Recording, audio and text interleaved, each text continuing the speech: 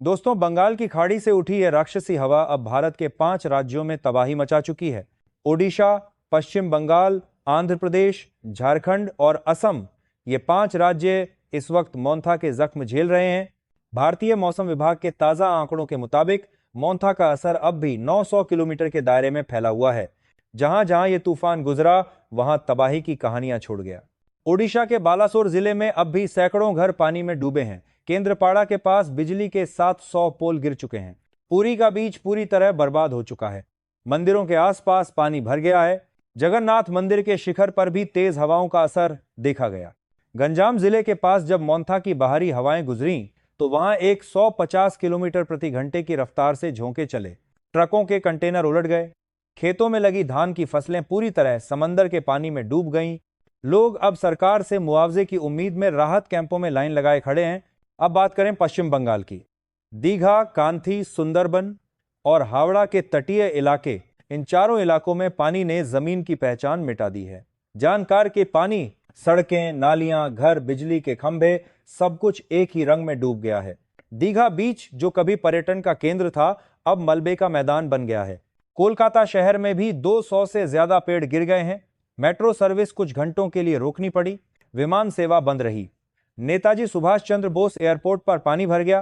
कोलकाता नगर निगम ने 300 से ज्यादा पंपिंग स्टेशन चालू करके शहर से पानी निकालने का काम शुरू किया है।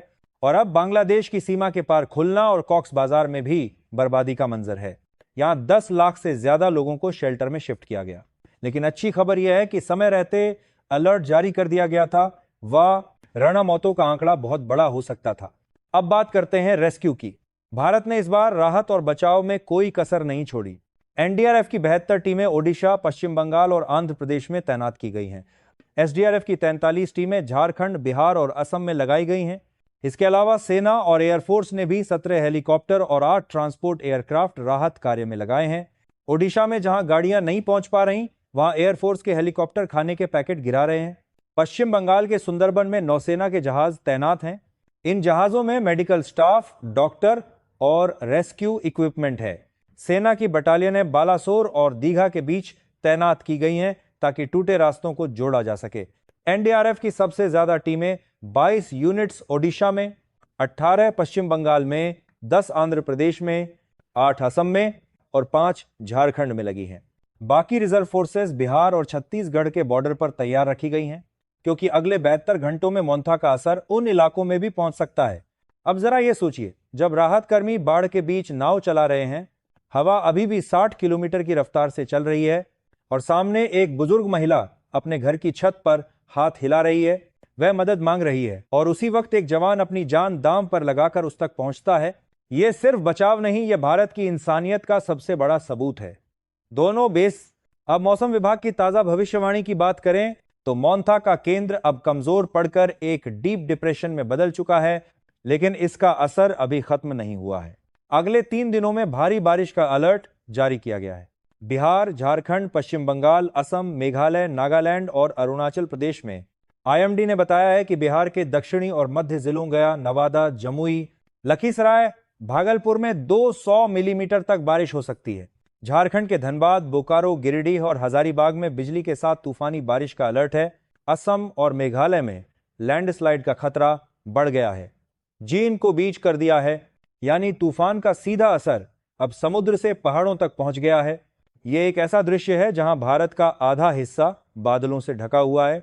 सैटेलाइट तस्वीरों में पूरा पूर्वी भारत एक घूमते सफेद बादलों की चादर में लिपटा दिखाई दे रहा है। और अब प्रशासन का फोकस पोस्ट साइक्लोन मैनेजमेंट पर है।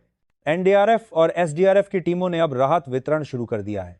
ओडिशा और बंगाल में 2500 राहत कैंप चालू हैं। हर कैंप में खाना, पानी और मेडिकल सुविधा दी जा रही है। महिलाओं और बच्चों के लिए अलग शेल्टर बनाए गए हैं। भारतीय नौसेना के आईएनएस ऐरावत और आईएनएस घरियल जहाज अंडमान से रवाना होकर अब विशाखापट्टनम के पास राहत सामग्री लेकर पहुंचे हैं। इन जहाजों में जनरेटर, मेडिकल किट और पानी के फिल्टर प्लांट लाए गए हैं। अब मौसम विभाग का कहना है कि अगले 72 घंटे भारत के लिए सबसे अहम हैं, क्योंकि मोन्था का अवशेष अब इनलैंड डिप्रेशन के रूप में उत्तर पूर्व की ओर बढ़ रहा है।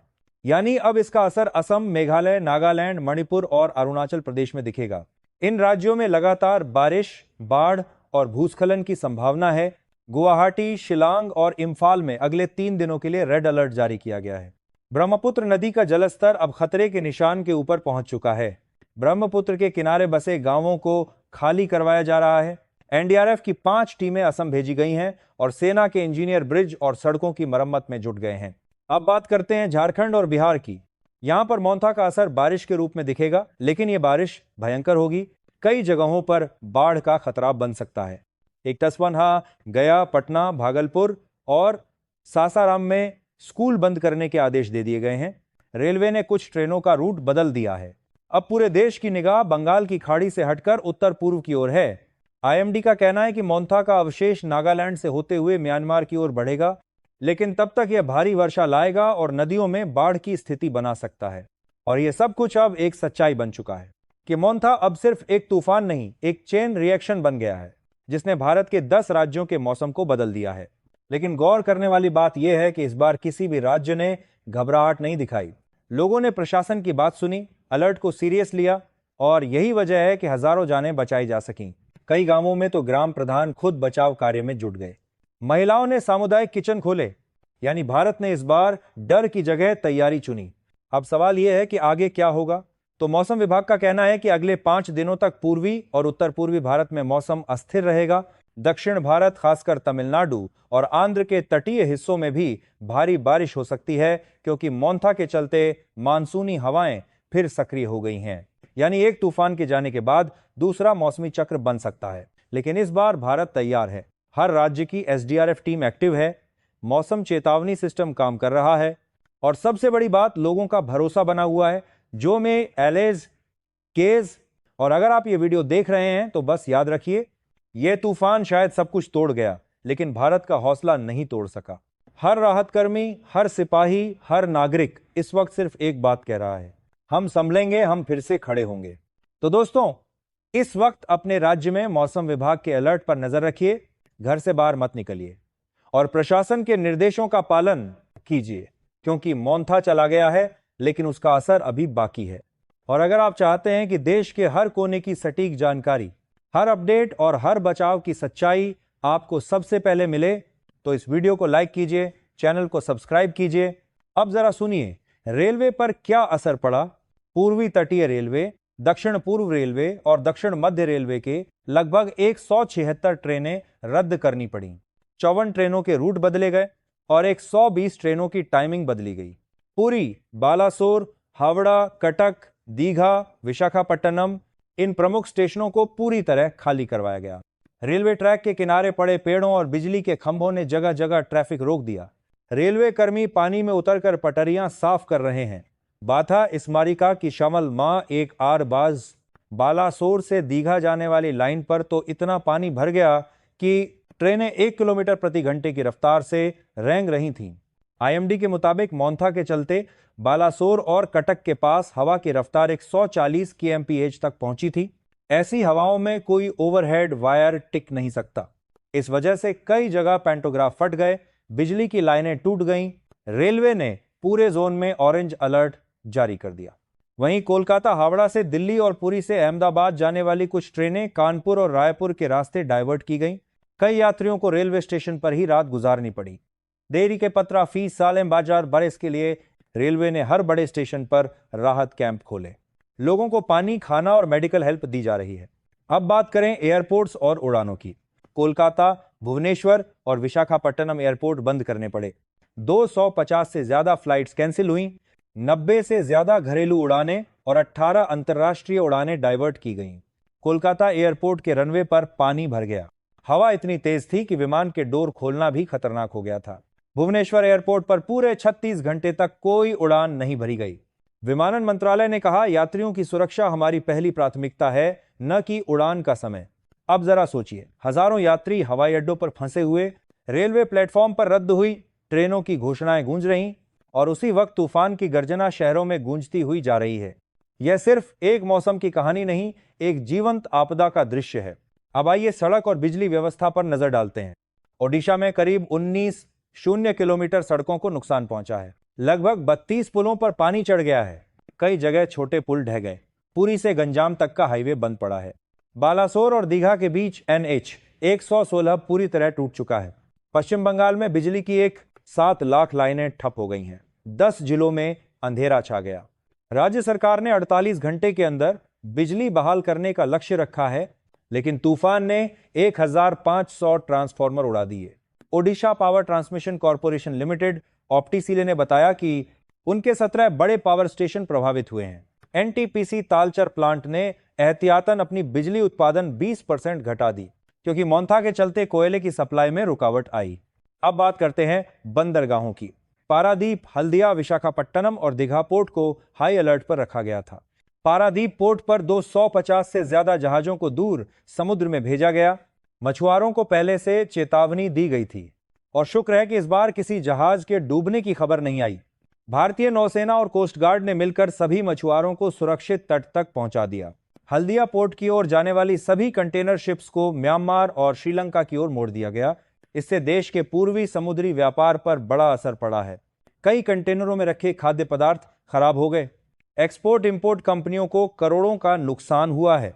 दारी में तेल रिफाइनरियों की बात करें तो ओडिशा की आईओसी पारादीप रिफाइनरी और बंगाल की हल्दिया पेट्रोकेमिकल्स ने एहतियात के तौर पर अपना प्रोडक्शन अस्थायी रूप से रोक दिया था, क्योंकि बिजली की सप्लाई अस्थिर थी और समुद्री पानी के रिसाव का खतरा था। इसके चलते देश में कुछ समय के लिए फ्यूल डिस्ट्रीब्यूशन पर असर पड़ा है।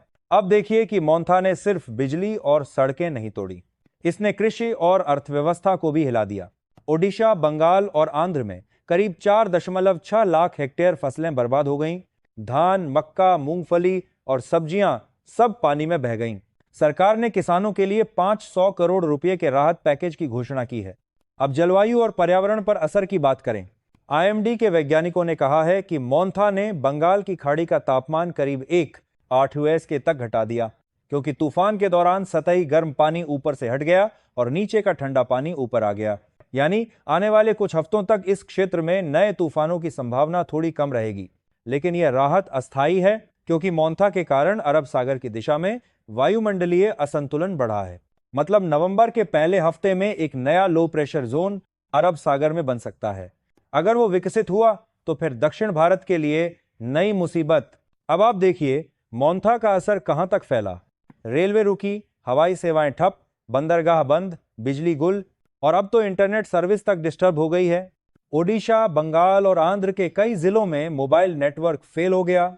लोग बेस स्टेशनों से 20 किलोमीटर दूर जाकर नेटवर्क पकड़ने की कोशिश कर रहे हैं।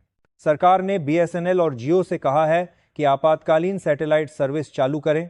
आकाशवाणी और दूरदर्शन की पुरानी ट्रांसमीटर नेटवर्क अब लोगों तक संदेश पहुंचाने का बड़ा जरिया बन गए हैं, क्योंकि जब मोबाइल और इंटरनेट बंद हो गया तब वही पुराना रेडियो काम आया जिसने राहत की जानकारी लोगों तक पहुंचाई।